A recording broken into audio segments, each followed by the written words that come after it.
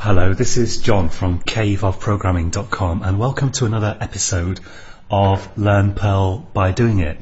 And in this particular video I'm going to show you how to use arrays in Perl, and I'm going to show you how to check if files exist. The code that we're going to develop here is going to come in very handy when in future tutorials we're going to look at the bulk processing of files. So I'm in Eclipse, and actually I think I'm going to use Eclipse for the majority of these videos because it's a really nice editor to use, although probably later on when we're looking at Perl one-liners we'll also look at other platforms like Cygwin, for example. So I'm in Eclipse and I've created a project just like in the last tutorial, and I've given it a file called main.pl. And I'm going to write out the usual stuff here. So I'm going to write use strict, use warnings, and I probably won't do this every tutorial, and I'm going to say sub main, open a curly parenthesis, close the curly parenthesis. But I'll do it here because if you watch these videos in sequence, then hopefully this will kind of help to fix this in your head if I just do this a few times. And then finally I must remember to call the main subroutine, so I say main round bracket semicolon. Now let's suppose that we want this script to check for some reason if a particular file exists. So let's go to Explorer and look for a file. There's this logo.png which I downloaded in an earlier video.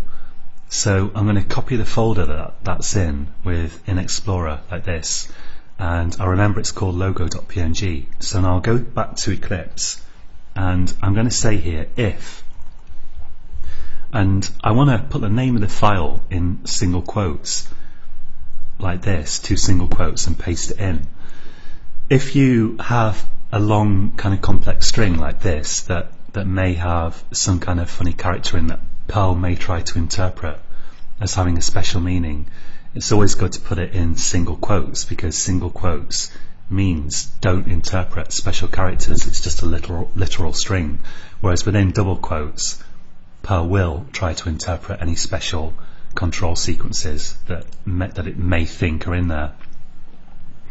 Now to actually test if this file exists, I've still got to put on \logo.png. There we go. So that's now a full file path with the directory included.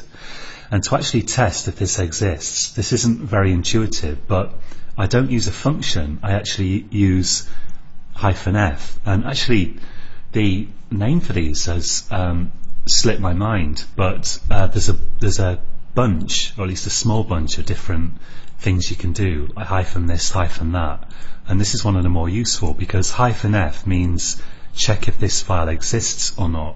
So the syntax is that you just have -f and a space and the name of a file that you want to check. So let's say if -f, if exists this particular file, then I'll open a curly bracket, and let's put the else clause in as well here, else. And if it exists, I'm going to say print found file \n, and I'm using double quotes now because I want Perl to interpret \n as a special sequence. I want it to interpret \n as meaning a new line. If the file doesn't exist, let's put file not found \n like this, semicolon. And now I'll click run and save it, and it says that it's found the file. But if I mangle the file name somehow, then it's going to say file not found.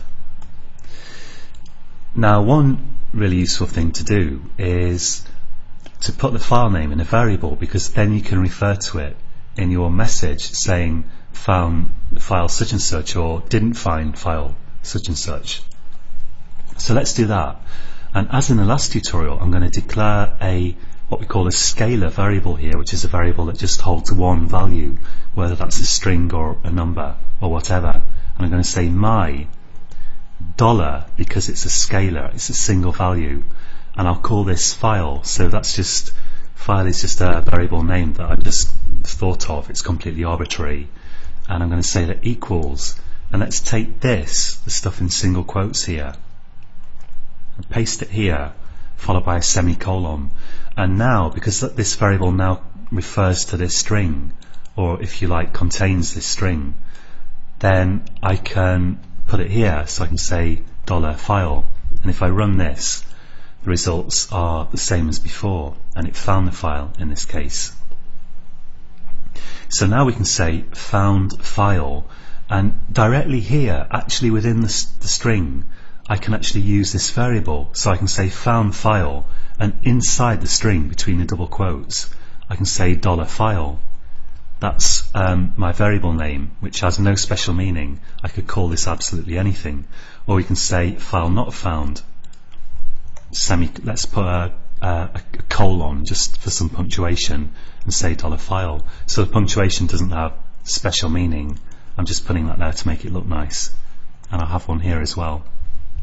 So now if we run this, it says found file such and such. So we're using this file name in two different places, and because I've got double quotes on these strings, it will not only interpret this as the new line character, this control sequence \n, it will also interpret this variable as well, it will look at what's in the variable and output that in your string. And this is just a huge time saver in Perl. It's a really nice thing to have. Let's do one more thing in this tutorial, which is I want to show you how to use arrays, because often you're gonna not want to look at a single file, which isn't much use. You're gonna want to look at a whole array of files, a whole list of files in other words. And to do that, first we need to create an array. So again, I'm going to say my, and because this is now an array, I start it with an @ sign. So there's no necessarily any real logic here, but I read the @ sign as array, and the $, well, I suppose I don't really read at all. So I'd say here, well, I'd say my $file, but in this case I'm going to say my array files, or my files array. And the point that I'm trying to get across here is it's just that if you have an array, you've got to start it with an @ sign like that. And it seems counterintuitive at first, but if you've typed it a few times yourself and seen it work, it tends to stick in your head, and it's not as bad as you imagine. And let's say my array files equals, and now I use round brackets and a semicolon, and in this round brackets I can put a comma separated list of files that I want to check. So I'm going to check this one for a start, so let's put that in there. I'll copy it, paste it in, and a comma, and let's go to Explorer and see what else is in there. So I've got index.html, so let's check that as well. So I'll paste that again and then change this to index.html, and let's do Ctrl+Shift+F to format that. There we go. So it's breaking it onto a new line, which is nice. And I'll have another one of those, and this time let's make it one that doesn't exist. So I'm going to copy this line and just paste it down here, and this has got to finish with a comma, and let's put in here something like missing dot text, which doesn't actually exist, and I'll save that. Now when you declare arrays in Perl, unlike many languages, you can have a comma after each entry in the array. You can type this if you want, so it's like literally a comma separated list, but you're also allowed to have an extra comma there. And when you first see it, you tend to think, wow, that's rubbish, it just looks stupid if you're familiar with other languages. But it saves you a lot of trouble, because very often you're going to be copying and pasting lines in an array, and it actually takes up a lot of time sometimes to remember to delete the comma after the last entry, especially if you're producing an array programmatically somehow. But this is actually quite a good idea, and according to what I read, this is considered best practice to actually put the comma in there, but if you miss it out, it's also good. Now we want to iterate through these files. We want to go to each one and check if it exists. So this code here is going to be in some kind of loop. And what I'm going to do to iterate through an array is I'll say for each, that's a keyword in Perl, space, and now I'll declare a variable that's going to be set to each of these files in turn, each of these file names in turn.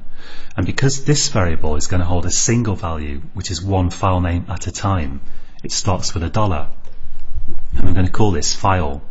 And now I put round brackets there and actually no semicolon, forget that. I'm going to put round brackets there, and in the round brackets I'm going to put array files like that.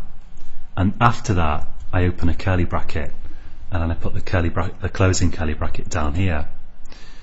So did I do something wrong there? Oh yeah, I did. Because I use strict, I've got to declare this variable as well. So I need to say here my $file. So we're declaring a variable and we're saying set this $file to each of the files in this array in turn. And to demonstrate that, let's put here print double quote and $file \n and click save. And I heartily recommend, I'll put the semicolon in there, but I strongly recommend building up your Perl scripts a little bit at a time and doing stuff like this to check that you get what you expect at every stage. And I think that's a good programming practice in general. So let's run this, and I run it, and we have all the files being output here, and then I've got some output here as well from this block here. Now I'm going to take this and do Control X and paste it over this, and I'm going to get rid of this line here, and then I'll do Control Shift F to format my code so that it indents stuff nicely within for each, and within the if statement it's also indented. And if I now run this, let's click save, we get found these two files, and then we didn't find this file. So that's almost it for this tutorial. There's one little thing that I want to mention, which I'm sure I'll mention again, which is that Perl can, or actually the console, especially in Unix and Linux I think, can buffer your output, so it might save up these prints and only print them all after a while. I'm not really sure if that can actually happen when you have a new line. As far as I recall it can and does happen.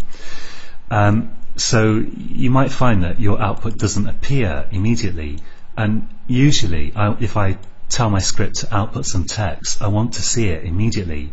And you can turn off output buffering by putting at the top of your program $ and a bar character, like well, I have no idea where a bar is on my computer now that I look at it. Bear with me 1 second. Let's find the bar. Here it is. And set that. This is one of the special variables in Perl that are absolutely notorious because they're totally unintuitive. You've got no way of knowing what this is, and there is kind of a spelt out version of this, but to tell you the truth, I can't remember even what it is. And I'm going to just write here $pipe or $bar equals 1, and that turns off output buffering. And although this looks really unintuitive, you don't actually need to use this kind of thing very often, and if you write a lot of these scripts, it just becomes ingrained in your head that you write use warnings $bar equals 1, and hey presto, and now you should see the output immediately it's produced, and it will not save it up. So that's it for this time. A lot of stuff in Perl can be done in multiple ways, and a lot of stuff doesn't seem very intuitive. But the thing about Perl is it's nothing if not useful, and whatever you learn and whatever you can remember, it can really, really help you to get stuff done, especially if you're dealing with files or databases or downloading stuff from the internet, or you can even create dynamic websites using Perl. You can do all kinds of stuff, or kind of system administrative type tasks. Perl can really help you, and every bit you know can help you. It's like going to Italy and learning a few Italian words. Every little bit you learn of the language is useful. So don't feel overwhelmed by Perl, and don't feel that you have to learn everything, because it's all great. And I'm going to put this code on caveofprogramming.com, and until next time, happy coding.